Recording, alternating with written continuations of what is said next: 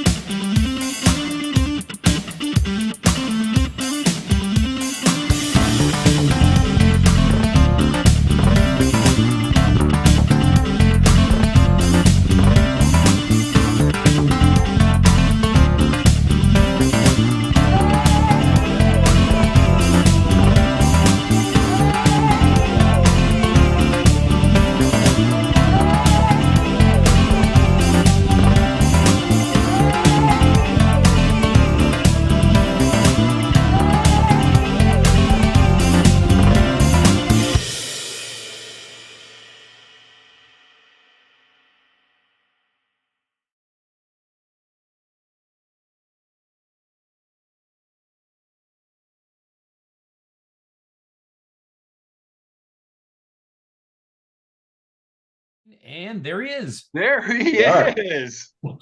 Hi, guys. Don, how are you doing, man? I'm doing pretty well. How about you guys?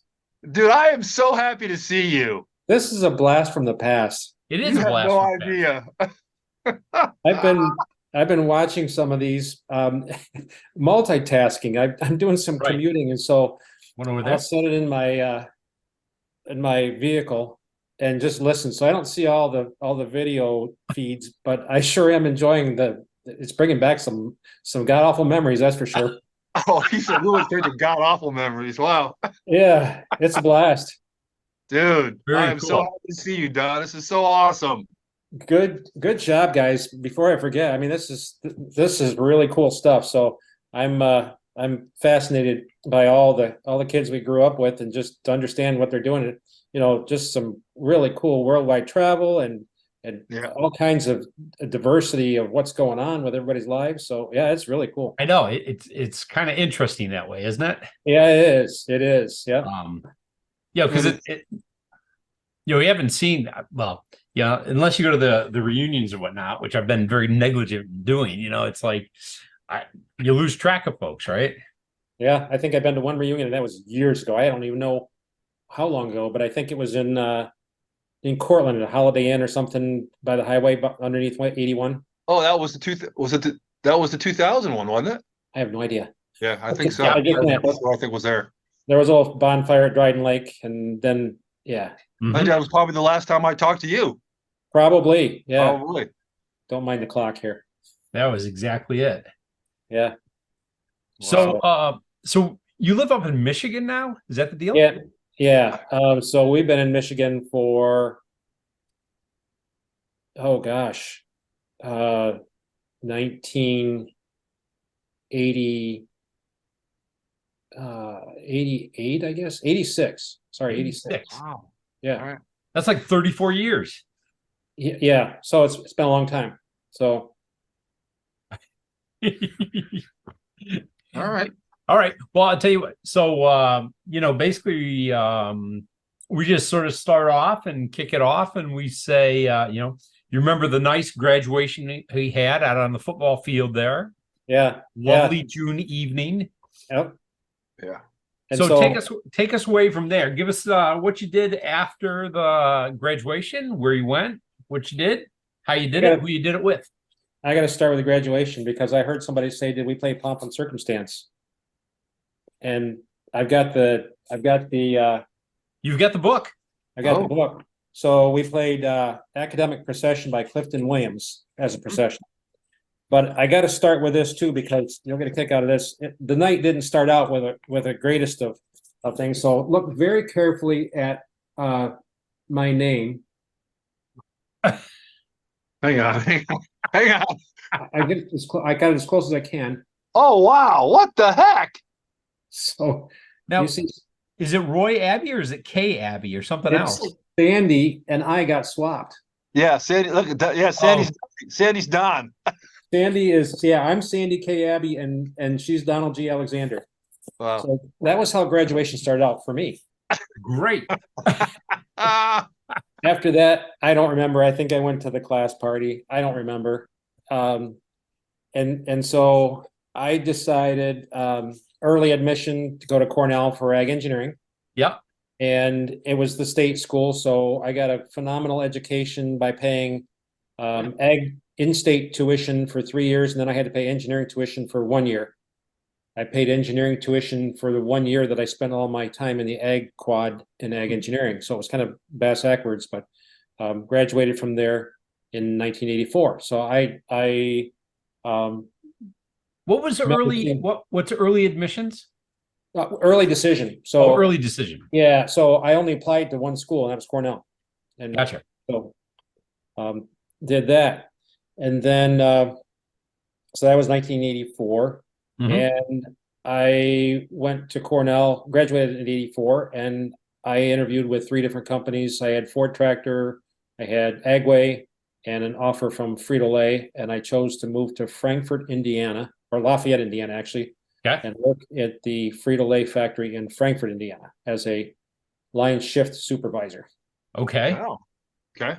So they had kind of a program where they bring in people as supervisors, and then if you made the cut, then you could go into engineering at Frito-Lay in their plant. So I was responsible for the crewing people that packaged Fritos, Cheetos, Tostitos, Ruffles, Doritos, the whole lineup. Uh-huh. So I can tell you there's nothing better than fresh fried Cheetos dripping with cheese at 5:30 in the morning on a Monday morning startup. So and yeah, I was a lot skinnier in high school. So you just sort of scoop them out, or what do you do? Yeah, whatever. Into the big.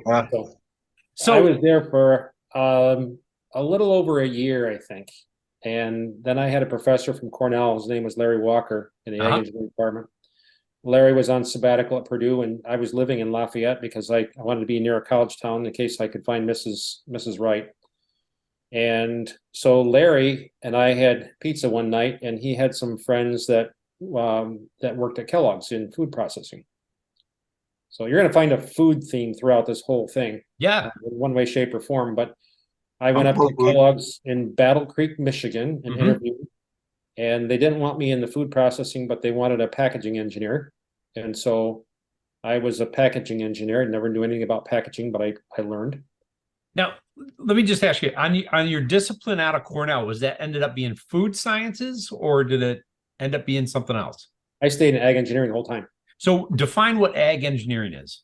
So ag engineering is basically any type of engineering with an agricultural twist to it. So a little bit of civil for dams and soil erosion, a little bit of electrical, a little bit of mechanical, a little bit of, civil. Okay. I said that already.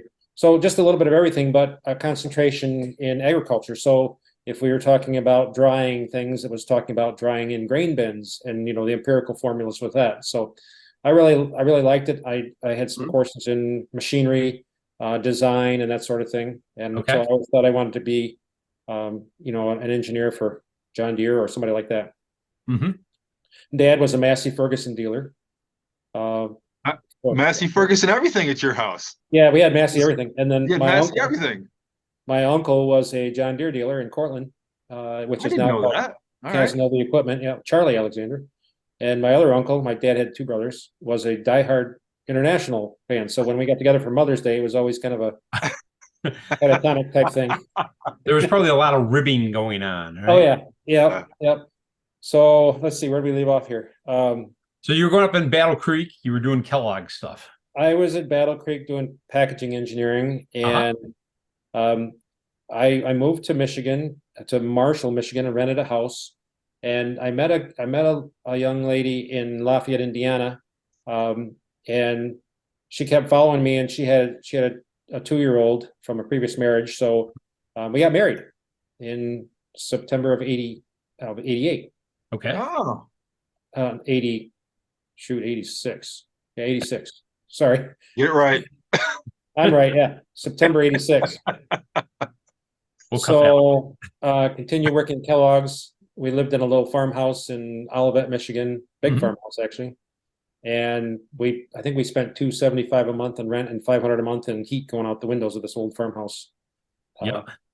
So about a year to date of that, Kellogg's came to me and said, "We'd like to move you to Australia for a project." So Wow. we packed up, and I had adopted our oldest Jamie at that point in time. And so I joked that, the adoption papers, the ink was still drying when we were getting passports and everything. So we packed up and moved to Sydney, Australia. Okay. And I finished 2 packaging projects at the Kellogg facility in Botany Bay. And we had a house on, basically on Botany Bay in Sydney. Nice. And That must have been pretty exciting. that was cool. That was very cool. Yeah. It was a long way from home. And, back then we didn't have cell phones. So Yeah. we actually had our youngest daughter was born in Sydney. Mhm. And she was born the year of their bicentennial. Funny story there. We were a little bit worried because they were going to have this great big celebration with all the vendors and food trucks and everything along Botany Bay, and tall ships were coming in, and so we were a little bit afraid that I couldn't get from the Kellogg plant to the hospital in time for the baby. Well, that all got fixed because the tall ships all ran aground. Nobody realized that they hadn't dredged the channel in Botany Bay in 200 years. So I got to the hospital with no problem at all. All right. Because the ships got stuck. The ships ran aground, yeah, the tall ships. So Yeah. all the clippers. So I got a question about let's that. So if your Yeah. daughter's born in Australia, but you're US, what nationality does your daughter maintain? Is She dual? no, she's not a dual citizen. She's got 2 birth certificates, but they had a big problem with people from Fiji coming to Australia and claiming citizenship. So they limited that to birth certificates from either country, or from both countries. So Mhm. she's got 2 birth certificates, and she went back with people to people when she was in high school, Mhm. just to see what she missed out on for the last several years. So we were there for 14 months, and we traveled back through the Great Barrier Reef and did some snorkeling with a baby in tow and a 2-year-old in tow, 3-year-old, and came back to Kellogg's. And let's see, they moved me to Memphis, Tennessee. And my job was supposed to be a project manager for a packaging project for a new cereal plant in Memphis. They had 11 families that they moved. We made 3 house payments, and then they fired the COO of the company. Too much product in the warehouses, and they moved us all back to Battle Creek. So that was approximately 1990. Yeah, because we moved back in 88, 89. Yeah, pretty close to that. Yeah. Okay.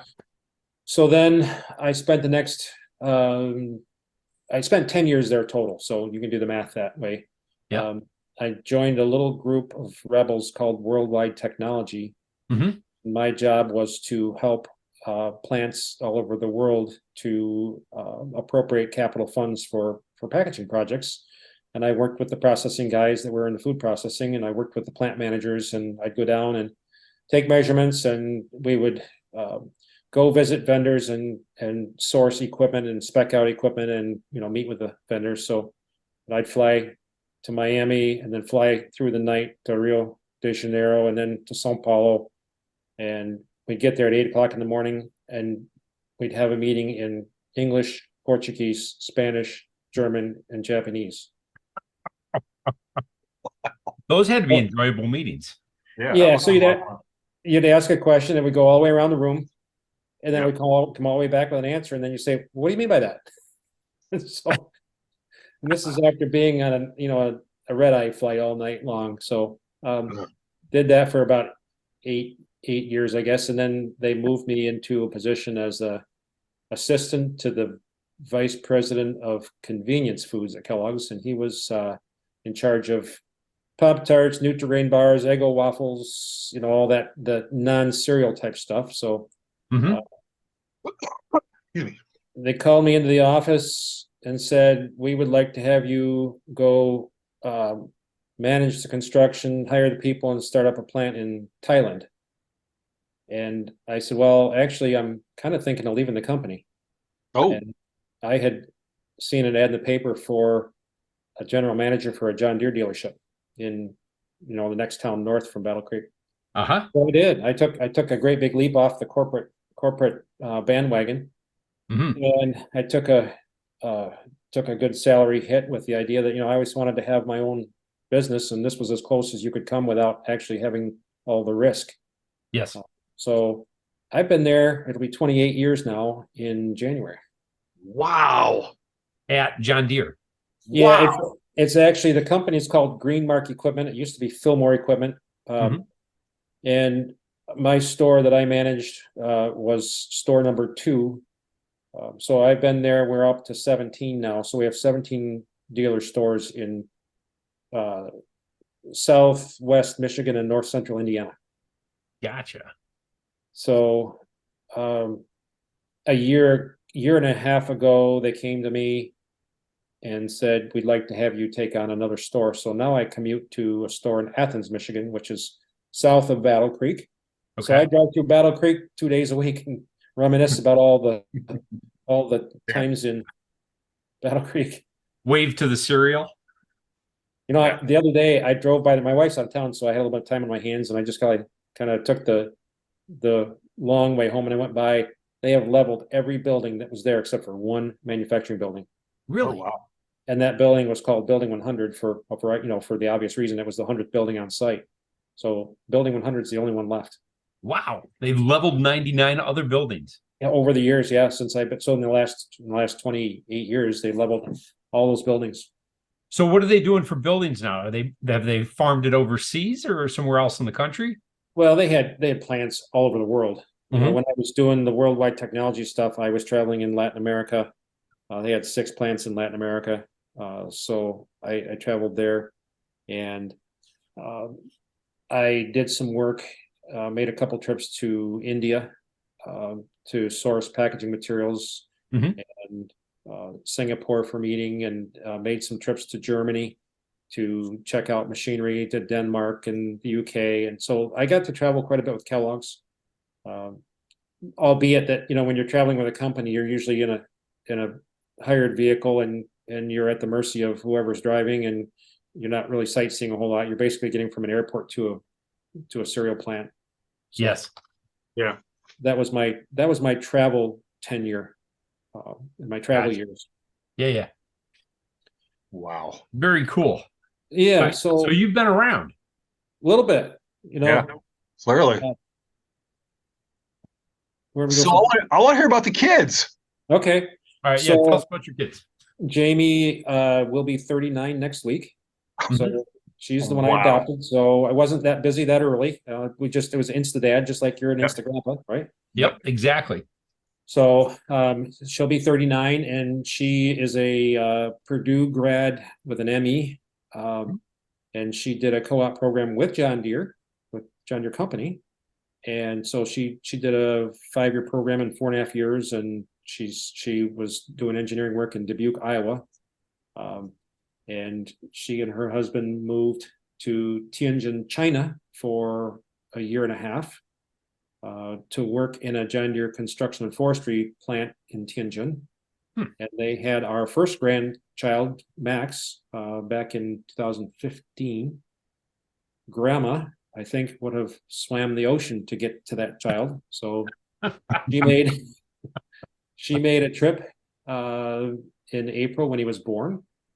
And then we both made a trip in July, and I went out for a couple of weeks, and then she stayed back to coach the nannies and help interview and recruit nannies while the kids were at work. Ah. So we went to Beijing. We walked the Great Wall. We got to see the Terracotta Warriors. Very cool trip. China was never on my bucket list, but once we got there, I wrote it on the bucket list and then crossed it off. There you go. Yep. So, Nice. So Jamie has Max is 8, and he is extremely intelligent. None of my fault because she's adopted, so that's not my fault. He's he's challenged a little bit socially because he's so dang smart that he just talks over everybody, including me. You know, and then Izzy is she'll be 5 in November. And as quiet and reserved as Max is, she is 180 degrees opposite to that. She is all in, both feet, and I call her the home of the 100 decibel whisper. I like that. She is full of life, and she will let you know it. So my wife is there for a 2-week stint while the kids are traveling for work, and they had a little Mhm. little vacation plan too. Where are they located now? They are in St. Louis, Missouri. Okay. All right. Neither of them work for John Deere anymore. Mhm. So they're in St. Louis. And then my youngest daughter, the one that was born in Australia, her name is Lauren. And so we have 2 grand dogs with her, a German Shepherd and a Rotsky. Yep. She and her partner, he works for Charter Communications, and she is get this, she's a research director for iRobot, Roomba. So with your intro with your pictures on the Roomba, that brings back home for me. Did you show her that video? I haven't, no. Well, I'm glad we can make a connection like that. Yeah. So Lauren's in Denver. Yeah. Henceforth, we will be going out for our 3rd time to Copper Mountain in March. Nice. So you're still skiing? Wow. Still skiing, yep. And every once in a while, Good for you. I go into a ski shop, and if my skis are on the wall as artifacts, then I trade them for new ones. And that's happened a couple times. Yeah, I kind of gotten to the point now, I lost my skis. Somebody stole them like 30 years ago. Oh boy. And basically I've been renting because we only go a couple times a year. Uh-huh. And I figure the newest technology is typically in the rental shop, right? Yeah, yeah. And so rather than put my ankles in 40-year-old bindings, I just rent. Yeah, I got bit by the demo van here a couple years ago, so I splurged and bought some new ones. And skiing in Colorado is nothing like skiing in Michigan for sure. And I'd give my eye teeth to live 8 miles from Greek Peak again. That was a phenomenal place for what we where we lived. We lived, and basically I lived at the base of it because we were almost as close as anybody in our class to, other than the Daisy Hollow folks, to zip up to Virgil. Well, you were an easy pickup on the way over to the hill too. Yeah. It seems like that car ride or drive or whatever is we made that a number of times. Yep. And I don't, it was you and me and Phil and Roger Dick that shared that locker. Yep. And I remember I got a season's pass, and I don't know if you guys were busy with the band or whatever, other things, but I couldn't keep up with you guys through the moguls, and I'd go up on my own, and I really started to like cruising. Yes. You can't hear, Dave? No, I can hear. I could. Oh, Dave Jackson, you're stuttering. I was pointing to me saying I couldn't keep up on the moguls either with them. Get all kinds of stutter here. I'm getting a little bit of stutter from everybody here, which is weird. Yeah, so we'll figure.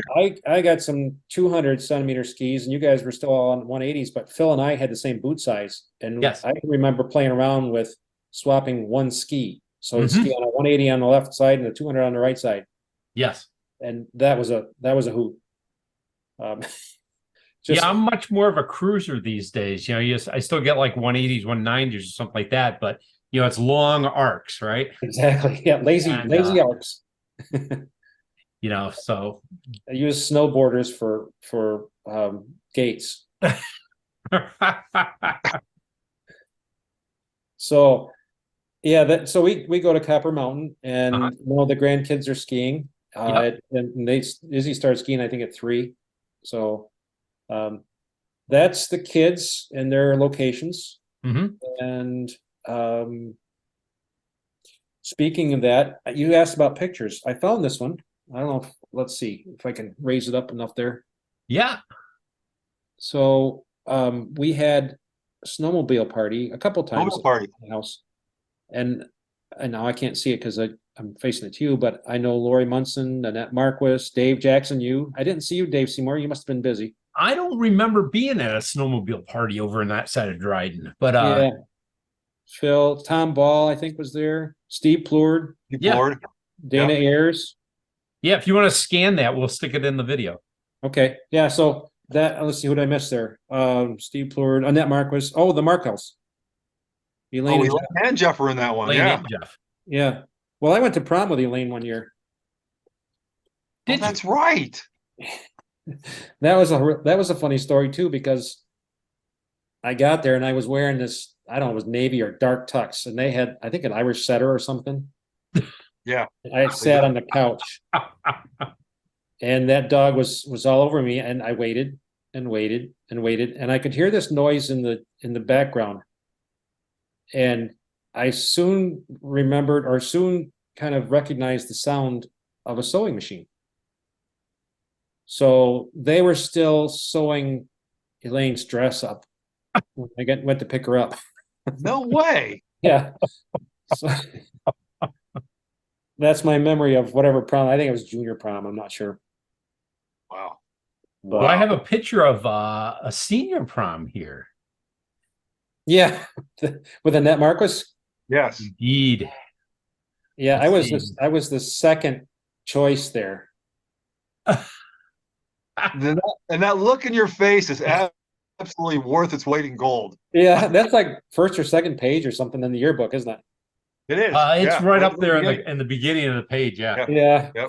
Yep. So she was waiting for somebody else, somebody like an upperclassman or something, and he didn't ask her, or somebody Oh, didn't ask her, and she finally just kind of caved in. So, okay, fine, I'll go with you. And that was the senior prom or the junior prom? That was the senior prom?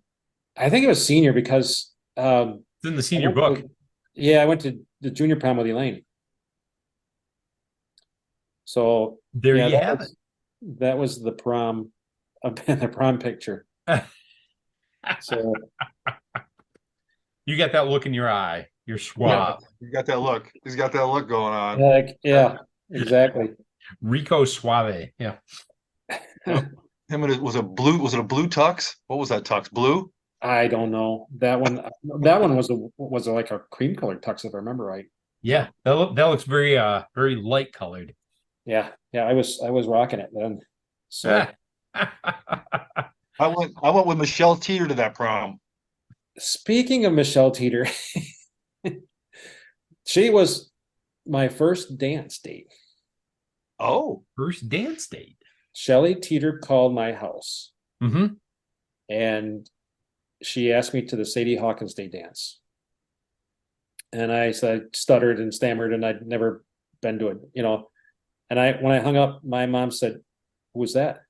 I said, "Well, Shelley Teeter." "What'd she want?" "I don't know. She asked me to dance." "What'd you tell her?" I said, "I don't think so." She said, "You get on that phone, you call her back right now, and you accept that invitation. You are going to that dance." that's great. Okay, Yeah. Mom. Yeah. Okay, Mom. Actually, that was the first kiss too, by the way. Oh, Yeah. see, this is why we have these videos. That was- Sitting on the wrestling mats with Steve Trumbull as a chaperone. Wow. All the rolled up wrestling mats. Remember those? They pushed Yep. them against the wall. Yeah. Yep. Yeah. They pushed them on the wall, made great benches. Yeah. So During that prom, so I took Michelle Teeter. Side note, Blanche, I was dating Blanche at the time. She broke up with me because she went in the military 6 months before I did. So okay. she was technically gone out of my life for a little while. Uh-huh. So I took Michelle to the prom. Blanche's mom was working that prom that night. She was part of the food prep crew. Oh, She was watching me the whole time from that crow's nest above where we were eating at. Like a hawk. Like a hawk, literally just zoomed in on me the whole night. interesting. Yeah. She was a crazy woman, Don. So speaking of dating and so forth, my first page of my yearbook, I looked, and there's a big long dissertation on the front cover. Okay. And I wonder if you can guess who it was. I So- can't guess. She was dating Tom Ross at the time. Oh, that would be Pam. Oh, And That's Pam. that would be we were, Pam. what's that? That would be Pam. That would have been Pam. That would have And been. she was kind of in the outs with Tom, and was trying to figure out what to do. So she wrote in the yearbook, "I'm sorry that I messed up your last 2 months of your senior year." So you can thank me for helping that transition. We never did date. We talked a lot, but we never did date. Well, I'd like copies of that writing there that I can bring up at the appropriate time. Yeah, because she owes me, let's see, it says here, something about free piano lessons for two beautiful children if I have them, something like that. Oh, so Pam still gives piano lessons. So Does she really? if you want to commute, you can come on down. Yeah. So yeah, lots of memories there. Lots of ski memories. Yes. I can Lots of ski remember some gig that we had that we wanted to meet girls, and we talked about one of us would go ahead and knock her down, and the next one would come along and pick her up. Well, do you remember what we called that? I don't. So I'll have to find the picture again. But there's a thing. You actually signed that picture in the ski club, and you said, Dave, don't forget about the Wacky Rescue Ski Squad. There you go. That's a riot. And so we used to have like lollipops or like candies or something like that. We'd go rescue these. Yeah, I remember that. There it is right there. Wacky Rescue Ski Squad. Donna Alexander. So I also remember, I think it was you that, we were kind of fooling around skiing and you decided you wanted to hop over a fire hose that was feeding the snowmaking machines. Okay. And as you went to hop over, you caught the tip and did a face plant. Oh, yeah. Yeah. So, well, early on, if you want that story, here's what I remember is that in ninth grade, we were coming down what would have been the meadows, sort of the wide open field there. Exactly. Yeah. I remember that. Yep.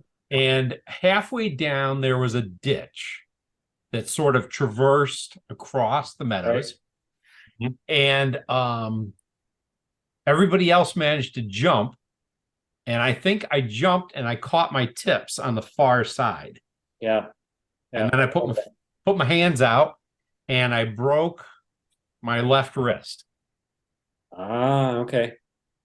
And so, I was in a cast for, whatever it is, a couple weeks from landing and protecting my face. Interesting. Who wouldn't want to protect this face, right? We remember different parts about it, but I do remember that. But I don't remember.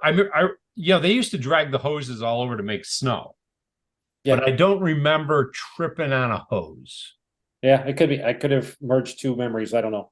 It's entirely possible because I do the same thing. I'm like, don't go there. Make it up and go along, right?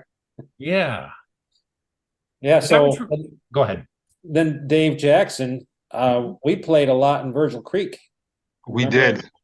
Flipping rocks for dude. I've got a lot of memories of you, your family, the property up behind the school. Yeah. Just a shit ton, Don.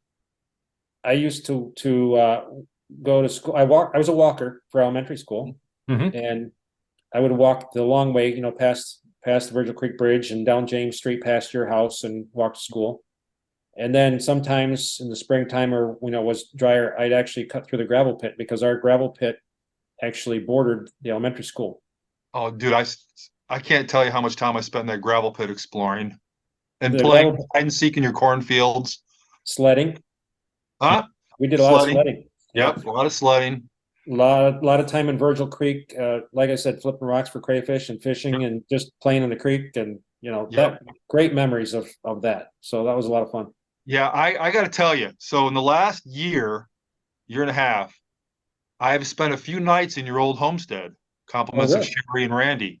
Really? And I have to tell you, so they always put me in the same room, end of the hallway, right across from the bathroom. So you go upstairs, take a left, end of the hallway, and it's the room that room is absolutely magical, Don. I got to tell you. Every time I go there, I sleep so well in that room. That tree outside that room, every time I go, there's been a nice rain. I mean, that room is just, that house is magical, man. It's such a great place to just relax. So my room was, I slept in that back room because it was adjacent to the bathroom, little bathroom. Yep. So that was your room. I did for a little while. And then my folks had the room that was immediately to the left. And then my brother and I had the room, the big dormer room that was to the right that had the secret back stairway. Okay. Yeah. We boarded farm workers from Cornell that were pre-vet students. Mm-hmm. Many times they had to get 400 hours of on-farm experience to graduate from the vet school. And so my dad had an arrangement with the vet school to, host these guys to get their 400 hours. So we always had somebody staying there in that dormer room. And my brother. Oh, I didn't know that. Interesting. Yeah, yeah. Huh. My dad had a pretty good working relationship with Cornell. And Stan, I can't remember his name, but he was like in the ag econ department or what have you. But so yeah, and lots of phenomenal memories of that farm. And when I see pictures from Sherry, Chris Bell, sometimes I can, I remember the loft. Dave, you did Jackson, unloaded some hay, I think. Yeah, I pitched hay a few times. Yep. I have to apologize. From 40 some odd years ago, we hired kids from school. All of us kids, would try to get kids from school to help with hay. Yeah. And we put them up in the hay mow at 130 degrees. And then we'd see if we could make them puke by sending all the hay up there just as fast as we could send it up there. So, sorry. It's all right. It's all right. It was character building. Character building. That's right. I mean, between your snowmobiles and that, and like I said, just exploring the gravel pit, and I mean, all us kids explored that whole area that was all your property back then. Yeah, and Doug McCartney was across the street and down a little bit from you, and we played ball in his backyard, and so it wasn't a townie, but I was close to the townies. But it's fascinating because I used to, of course, we were little. Everything's obviously bigger. But your farm always seemed so far away from my house, and it really was not. Yeah. It was just literally around the corner and up just a tad. Yeah, it wasn't far away. It was like 0.2 of a mile from the bridge to the house. Yeah. And I mean, back then my mom would say, don't ride with any strangers. And the bus would drop me off at that bridge, and I'd walk home, or I'd walk to and from school. And that was kind of a little bit of a desolate part of the walk from the bridge to the farmhouse. Yeah. But, yeah, lots of memories playing around up in Kenny Johnson used to come down with his motorcycle. We'd ride up in the pine trees. We cut off all the limbs so we didn't stab ourselves in the eyes. Wait a second. Kenny Johnson had a motorcycle? Yeah, he had a little 70. I had a 50 and he had a 70. We were rocking. I had no idea.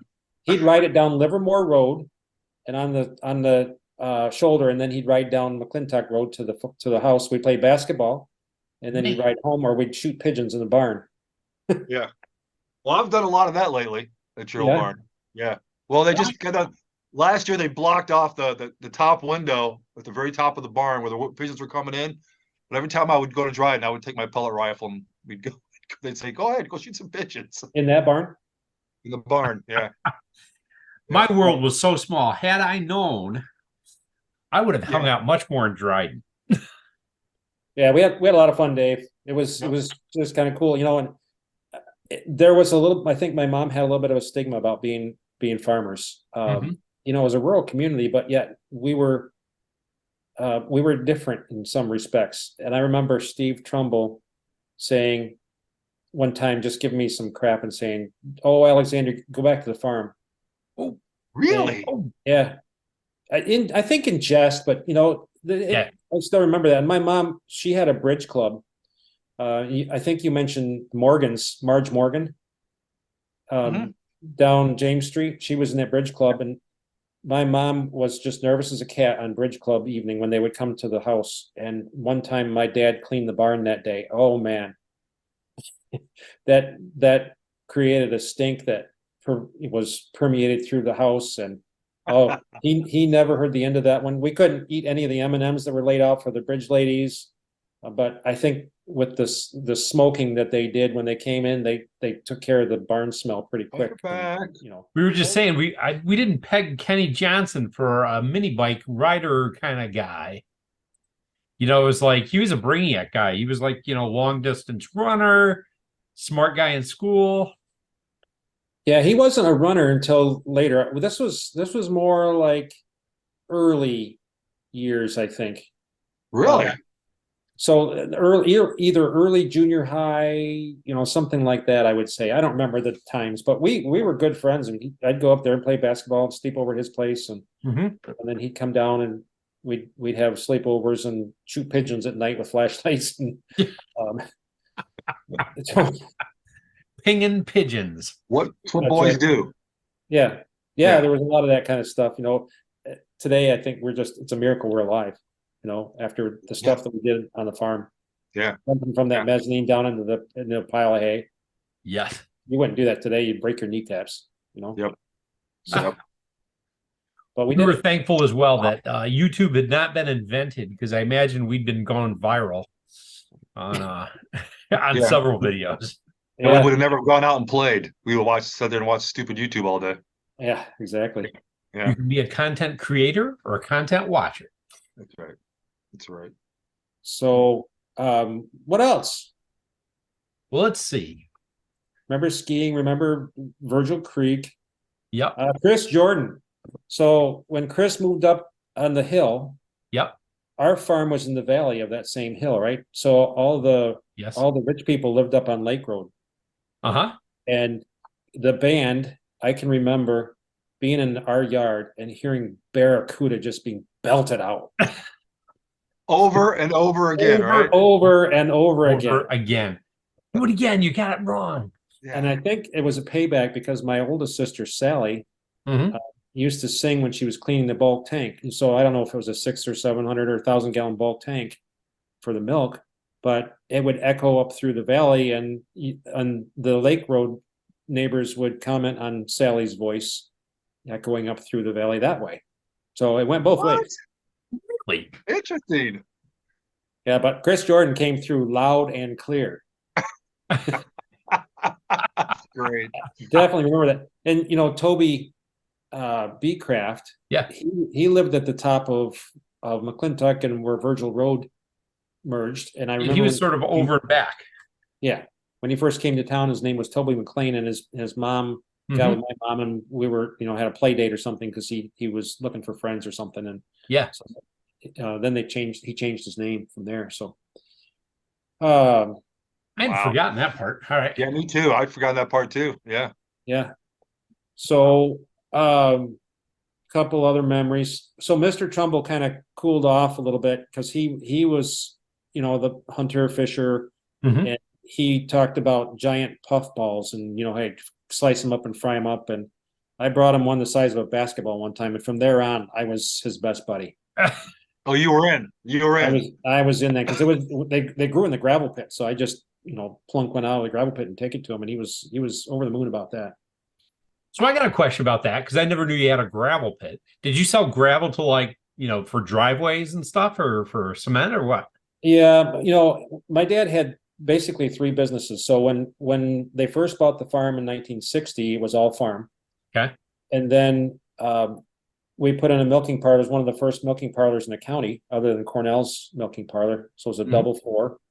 And then the sewer systems went through Dryden. And he bought a backhoe and found out, he could make as much money hooking up the people's septic systems to the town's septic system as he could milking cows 8 days a week. Yes. So sold all the cows and the machinery and went into the excavation business. And at the same time, he also had a Massey Ferguson lawn and garden franchise. So he had those 2 businesses. He rented the farm to a couple of Cornell grads that were partners, and they proceeded to wreck it and run it right down into the ground. So he kicked them out, and we started to buy machinery back. And then I was the youngest of 4. So by the time the others had graduated and gone off, basically Dad and I ran 2 businesses. We ran Cash Crop Farm and the excavation business. So lots of great memories from my dad. He passed away in 15 at 89. Yeah. We put a park in kind of down the road from where you grew up, Dave, right along the main road. What was the appliance store? Well, it was Warnick's appliance store. Yeah. So not too far from Warnick's, there was a guy that had some property that ran along the creek. Yes. And he wanted to make a park out of it. And so he hired my dad, and we showed up, and I backed a payloader off the trailer, and he looked at me. I think I was 14. Okay. He looked at me, and then he went to my dad. He said, "I'm not paying for that kid." And my dad said, well, you watch him work for a little while, then you decide. And he had my back, and I'll never forget that till the day I die. Wow. That's And powerful. that guy paid once he saw, because we worked together all the time, Yeah. Yeah. So I still get teary-eyed over that, Yeah. Dad had my back, and he taught us so much, so Yeah. much. It's incredible. Huh. Wow. Was So, that yeah, on we- the was that on the opposite side of the road from the creek, or was that on the same side as the creek? Well, the creek ran across the road, if I remember Well, right, and It hit the bridge as you go into Etna. yeah, I remember it being somewhat close to Warnick's, and I remember that his property was on one side, and then he had a little raw water driveway, and then all of the property that we made the park out of, and then as you went further in towards Freeville, the creek went there, and he had land across, adjacent to the creek, so we went right down to the creek. Huh. It might have been just a little stream too. I don't remember. Well, it's probably Fall Creek, right? Or it's either Virgil Creek or Fall Creek, but I'm guessing fall. I don't know. they wide right there at Warnick's property. And so I was Okay. trying to figure out where you would have put a park in. Because I don't remember a park. I'm sitting here just I'm retracing that whole road. Well, there was a think- guy just beyond Mottie's house that had like a flagpole out in the middle of a field. I say park with loose terms, okay? I mean, Okay. he basically wanted to put in grass and, clean up a bunch of trees, and we did a lot of rough landscaping for him. Okay. So right. when I say okay. park, All right. that was his goal, was just to clean it up and make it look somewhat Make prettier. it flat and look at nice. Yeah, exactly. Okay. All right. Not Parky Park as in Stewart Park. Yeah, exactly. And not signs and trash cans and picnic tables. Got you. Okay. All right. So that was that, because Dad had the three businesses, Mhm. and then we did the cash cropping, and I hauled. Well, yeah, you asked about the gravel. Sorry, we went Yeah. down a rabbit hole there. So we had a gravel pit, and the town of Dryden hauled gravel out of there all the time. Okay. And so my job sometimes was to stand at the kitchen counter and write the time down when a truck pulled out with gravel, because they would load their own, and so we charged them by the load. Uh-huh. Their drivers forgot how many loads they took sometimes, so we wrote down a time every time we saw a truck come out, and that way we had documentation. But the gravel pit used to be a steep sledding hill, Yes. and Dave Jackson would remember that. We played on that hill all the time, All the time. and he sold It was sold either out that hill or Dead Man's Hill behiund Brian Stout's house.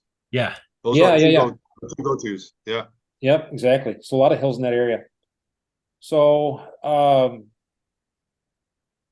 yeah, gravel pit sledding. When did they zone? I mean, I know, didn't Dryden eventually zone out that chunk of land so they couldn't have animals and stuff there anymore? So the way it worked is that if you took the animals off the farm, then it would revert to residential. Okay. While I was living there, we always kept at least heifers there, Uh-huh. and we always had them pastured in the village limits, because the farm buildings were in the village limits. So if you go up the hill from McClintock to the top of the hill, there's a village sign there. And then Yeah. if you go Southworth Road, just partway down in between the houses that we built down Southworth Road and the farmhouse, there's another village sign. So the village line cut behind the farm buildings and house and up through that evergreen patch. Oh, okay. All right. So we always kept some heifers there to keep the option open, Yes. and always had animals on the place. Interesting. Hmm. Wow. Okay. The things So- I find out. Yeah. Well, it's fascinating to just listen to other people, and how these things tie together. It's just Yeah. it's fascinating.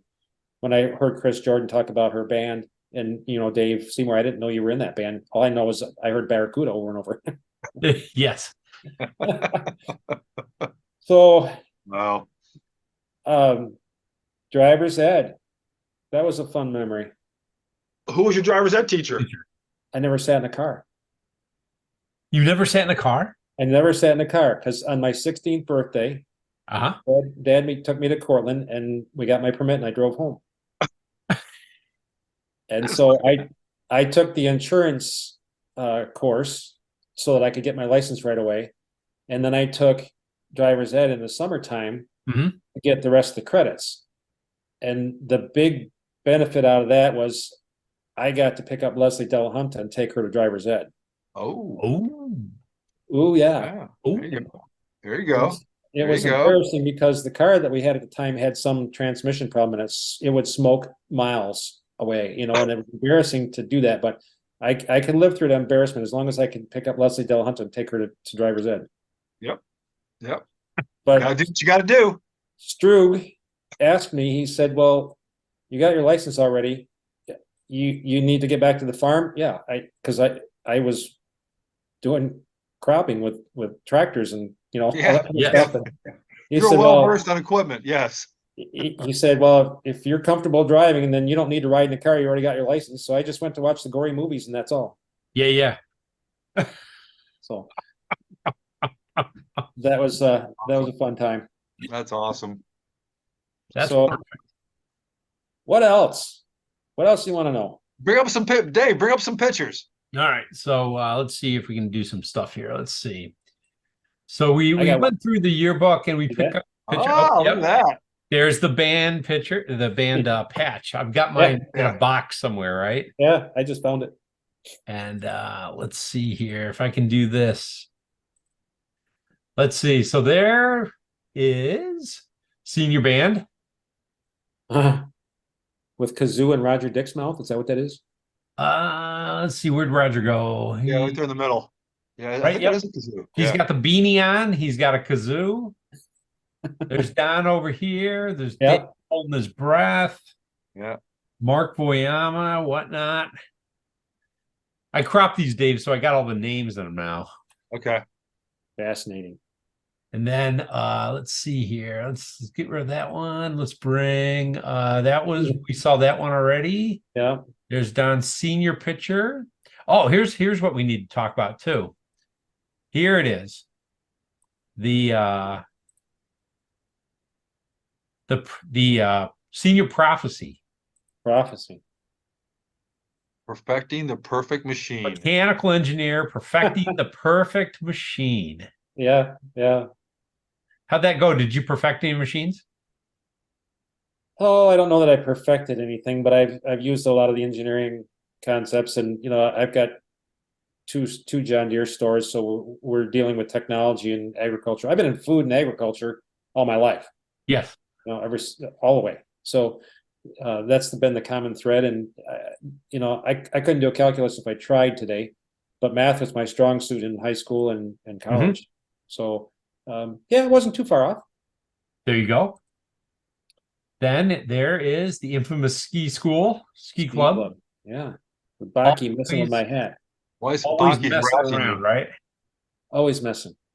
Always messing. Phil And messing. we still don't know who the mystery person is beside Phil. Yeah, and this me. guy right here with the goggles, the high jacket collar, the hat. You have no idea who that is. I don't know. Yeah, we don't know. That's the big mystery. Unknown. No clue there. That was a lot of fun there. And then Yeah. this was that their stage band, Stage band, jazz band, whatever we want to call it. Oh There yeah, he is. with a Doing the Mickey trombones. Mouse. Yeah, we went on tour to all the area schools. Right. That That was a lot of fun. Wait, was so a you lot. guys played at the other schools? Oh yeah, we went to what's McLean and the Dryden Elementary and all that kind of stuff. We You take, didn't go, so you stayed in our school system. You didn't like go down to Ithaca and play and well, I mean that's sort of a loaded question because Don, were you in the group that went up to London, Ontario? Yeah, yeah. Now that was that concert band or was that That was just concert band. okay? That was concert band because when we went up there, I can remember riding with his name was Duncan, and he had a souped up Chevy of his parents' car or something. We got up to 140 miles an hour. I remember. holy Scared crap. the Jeebers out of me. Yeah. I bet. So So that was one of the young men from Ontario. that was a London guy. Yeah. Yeah. Then they came to our school, and we had a fire drill right in the middle of. Somebody pulled the fire alarm. Yeah, we did I remember a swap. I don't remember the fire alarm story. Yeah, right in the middle of the concert, they pulled a fire alarm. Somebody didn't, and we had to evacuate the building. So jazz band, I think we played in some all county bands. We went Jackson. around to some area competitions like Central New York, I want to say. Yeah. And I think we played at the old folks home by the firehouse quite a few times. Couple Yep. times. I remember watching you guys there. Yeah. I say old folks home. I should rephrase that. Maybe I'll have to edit that out. Assisted living. It's where my Assisted mom living. lived for many, many years. Yeah. Yeah. My mom's in Pennsylvania now. She's 93. She's in 93? yeah. Yeah. How's she doing? She's relatively healthy. She has some episodes once in a while, syncope episodes, and her eyes are good, her ears are good. She's her memory has faded, so Yep. you have to kind of remind her of she remembers better 50 years ago than she does 10 minutes ago. Yep. But she Right. loves she's in a a large retirement community in Downingtown, Pennsylvania, or Coatesville, Pennsylvania, not too far from Philly. And I've got a sister there, Mary. Mary, you might remember Mary from, I think Mary was in Chuck's class. Yep. So Mary, my brother Dick was 8 years older than me, and Sally, or is, and Sally's 11 years older than me. Hmm. So Wow. So Well, I got it. Go ahead, Dave. No, I read what you said to me in my yearbook, what you wrote to me in my yearbook. uh-oh. I find this fascinating because it's kind of reflective. So I'm not sure where you were going with this, but I want to read it to you. Oh, great. Are you ready? Dear Dave, or just Dave if you prefer, the years have been different. I've gotten a lot of experience out of this school, especially this past year. I realize I've made many mistakes. I'm glad to have had the opportunity. This past year, we've learned a lot about our own likenesses. You're a great friend. I hope that everything stays fun and cool forever and ever. Good luck with the service, Don. You were reflective in there, Don. Interesting. Yeah. Who'd have thunk? Who'd have thunk, right? At such a young age. Yeah. Yeah. I still to this day remember there were cliques, right? Yep. And I can remember Lori Munson. We talked about the cliques when we were in school. And she came up with a term that I remember to this day. She said, well, I guess we're just band geeks. Band geeks, yep. Yeah. That was kind of the crew that we hung around with. It was jazz band, concert band, ski club. Yep. That sort of group. Yep. Indeed. So, Yeah, that was a great group of people. Yeah, we had a good core group, I thought. Yeah. That was fun. I wasn't a band guy, and I wasn't really a jock, even though I did a little indoor track. So I was kind of like, wishing I was a band guy, but I wasn't a band guy. So I used to kind of follow Dave and Pam around when they were doing their jazz band thing towards the back end of our school years. Yeah. Don, did you ever play floor hockey in the gym? Yes. We had Jackson, I think you were on our team, weren't you? I was. Yes. Gym class I played noon pickup basketball all the time. Eat lunch really fast and then go play pickup basketball at noon. Well, I was going to say you probably should have been a basketball star. Funny story. I tried out for junior high basketball. I went one day. Really? Then I said, well, too busy on the farm. Really, I was just a chicken shit. I didn't want to run. Everybody asked me the same thing. With all your height, Dave, basketball wasn't in my family's genes at all. It wasn't even there. I loved it.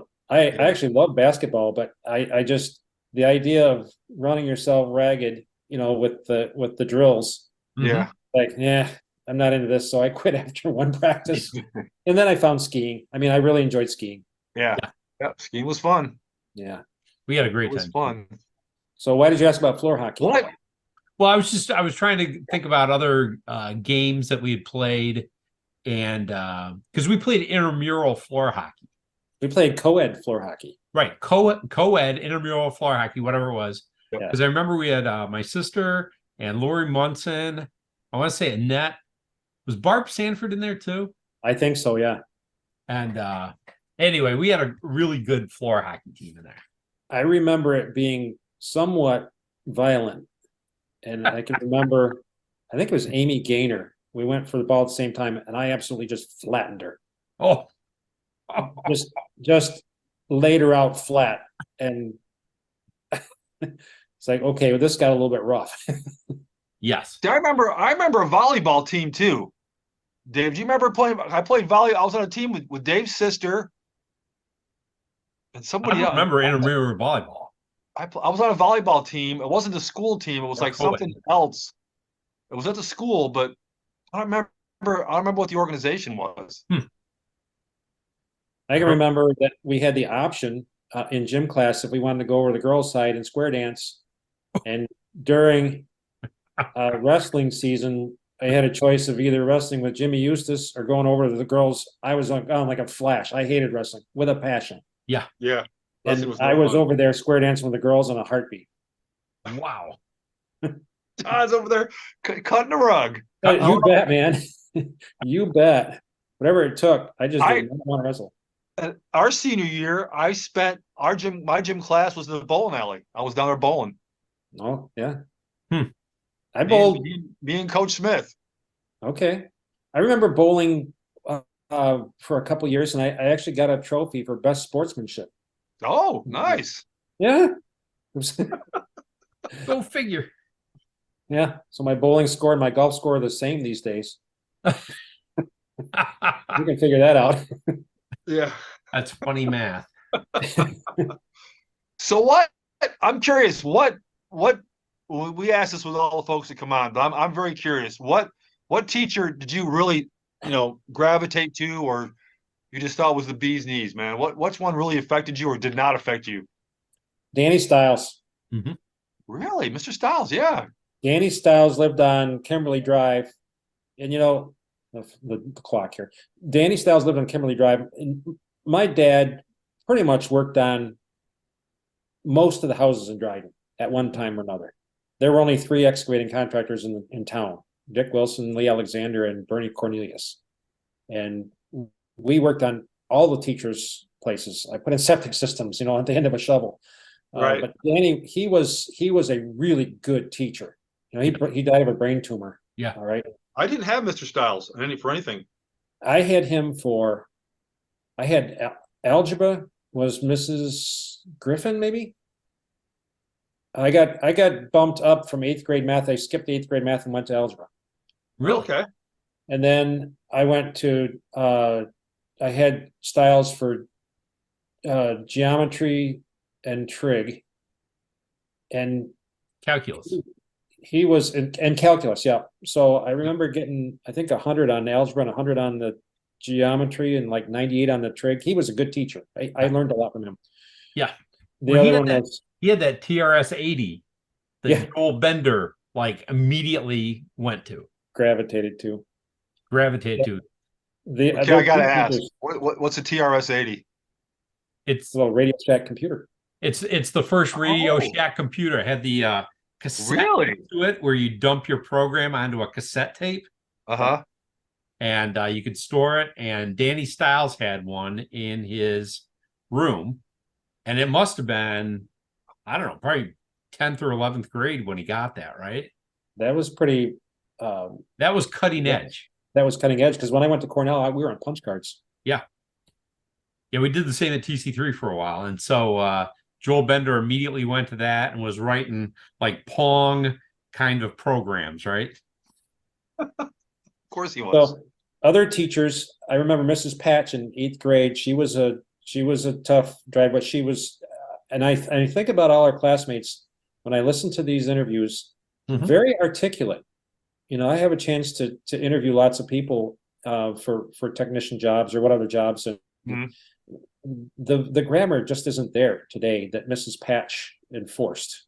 But all of our classmates, I think there was a lot of high quality education in that system at that time.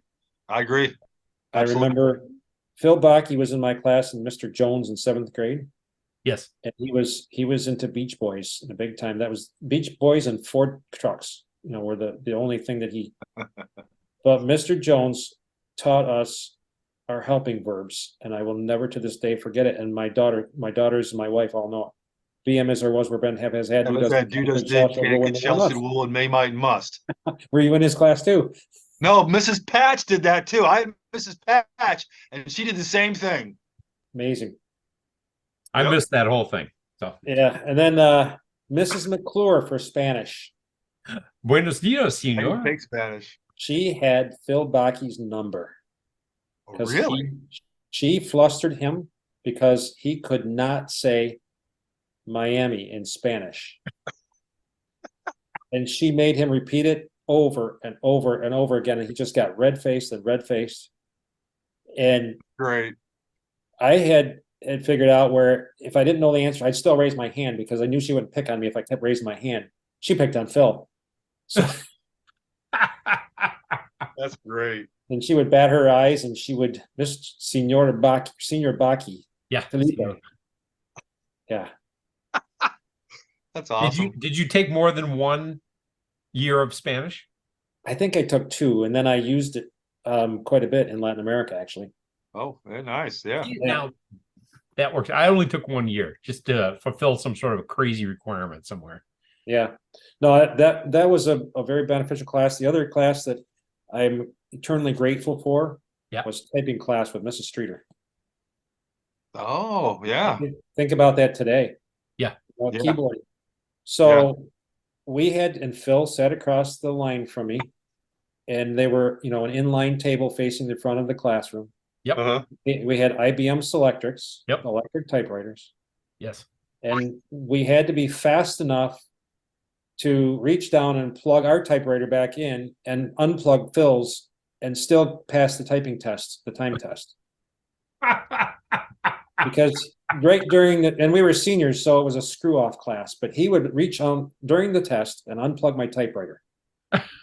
So he had to reach under the desk, find the plug, and then pull his plug out. And I think Mrs. Streeter, she knew exactly what was going on. She just had a grin on her face. She knew it was a gut class for us. Yes. But we were total screw offs in there, but what a valuable class. Yeah. That just brought a memory back. You and I took mechanical drawing together with Mr. Simmons, with Gary Simmons. Yes, we did. That was a crazy class. Yeah. I took my fishing reel apart and drew that. That was part of the drafting. Yeah. I remember we used to play a lot of ring toss in that class. You remember that? I don't remember that, but he was kind of a wild guy. He was just kind of gnarly guy. Yeah, those crazy waxy mustache. Yeah, You did. exactly. You did. I would love to talk to him. I would absolutely love to talk to him. So I had him for that class. I had him for plastics. I had him for, I want to say, one of the wood shops. See, now I took all those classes. I took the plastics class. I took mechanical engineering. I took architectural drawing with Simmons. And who was the other guy? It was Gary Shellhammer. Shellhammer. Yeah, I remember him. I took small engines in Shellhammer's class. Yeah. And it's funny. They must have had multiple sessions because I don't remember you in any of those classes, right? Yeah, Don and I sat right next to each other in Gary Simmons' class. I remember that. I also remember being in home ec class with Roger Dick, and that was the one detention I ever got was for throwing buttons in home ec. Who was the home ec teacher, Mrs. Payne or Mrs. Swift? Miss Swift. Miss Swift. I also remember, I think those biscuits that you tear and then you pop them on the edge of the table. Yes. Mhm. I remember getting in trouble for popping it so hard that the biscuit flew out across the table. You were such a troublemaker, Don. You were such a troublemaker. Troublemaker. That was No, not. I remember Phil Bakke and I hot wired the seatbelt buzzer into Lori Munson's groom's car at their wedding day. So every time they hit the brakes, the buzzer would come on. You did not. You what?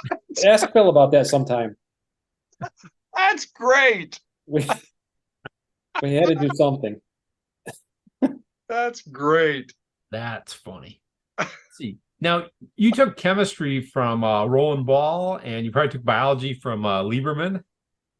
I had biology from Trumbull, and I took chemistry from Roland Ball. Yes. Yes.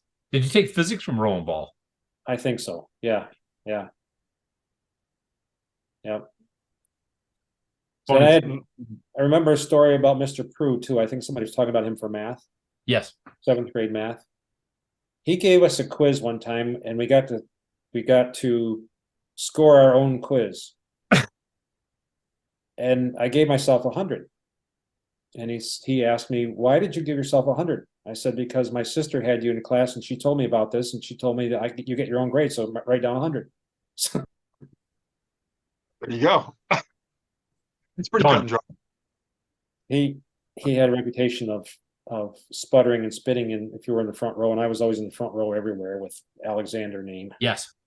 Yeah. Wow. So Don, looking back on it now, what kind of advice would you give yourself now back into high school? You do you. You know, I think a lot of us tried to be something that we weren't, or somebody that we weren't, tried to fit in. Mhm. And, you know, if looking back, just do yourself, you know? Yes. That's kind of, I guess, the advice I'd give the earlier version of me. That's pretty solid. It is solid. We Saves a lot of time. what's that? Saves a lot of time. Yeah. You know, and even with our own kids, you know, you can't change your spots. So just be good in the skin that you're in, and do yourself, you know? Yep. So that's what I would say. Be good at the skin you're in. I love that. Yeah. I love that. So anyway, Mhm.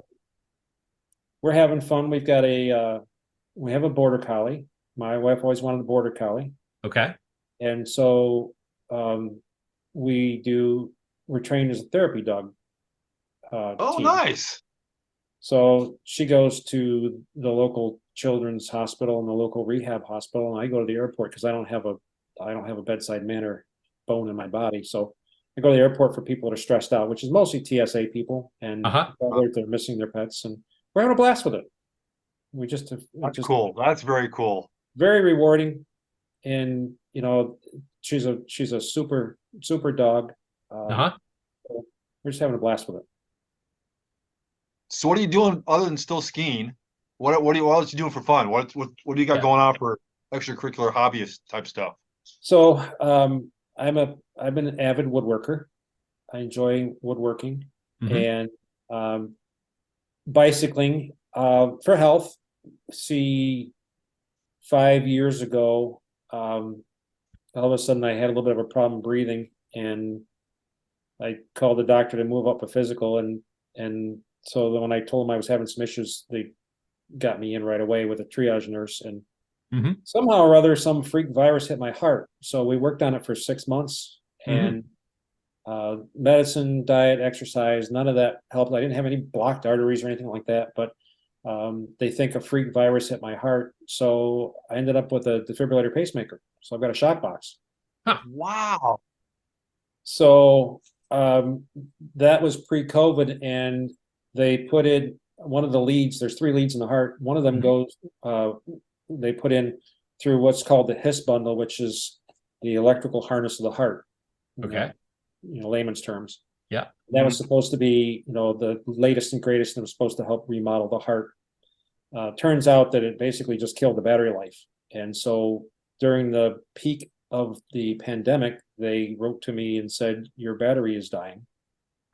But we can't get you in because that's elective surgery. So you have to wait for, you know, the all clear signal to go in.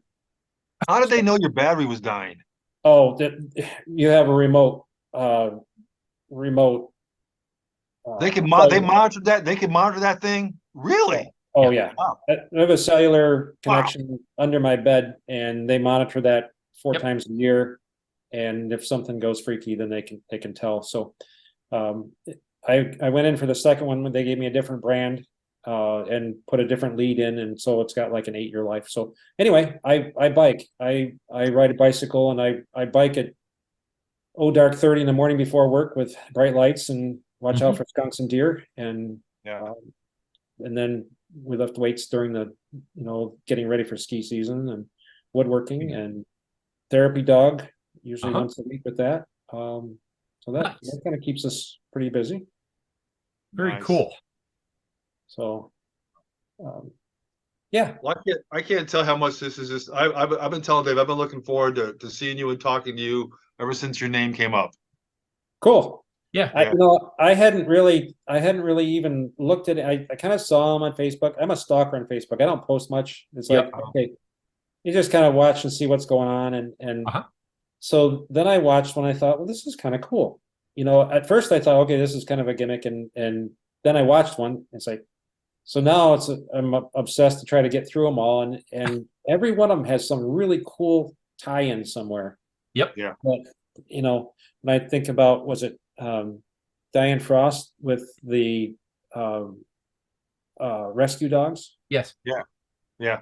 And, you know, just listening to Denise Hamilton Hatch with all of her yoga study, you know, work. And it's fascinating just to see where everybody's ended up. It's been such great fun doing this and just Yeah. revisiting Just and learning so much reconnect about with the people folks. a little bit. Yep. And bring back a lot of memories, you know, a lot of, and just listening to them kind of opens up a few more memories that Yeah. Stimulate Oh, something yeah. going on. Sure. So it's been a lot of fun to listen to, and you know, thanks for thinking of me.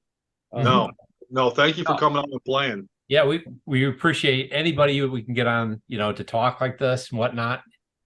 And so we enjoy it. So just one question I have for you guys. Sure. Sure. Did you come up with a name for this? Because you know we're all getting old and crotchety, and you know filters are gone, and it's an old person screaming on outside the on the porch, get off my lawn, or how did the name come up? Well, Dave and I went back and forth on a number of different names, and it was probably the least offensive of the names. That's probably right. That's right. I want to ask about the other names then.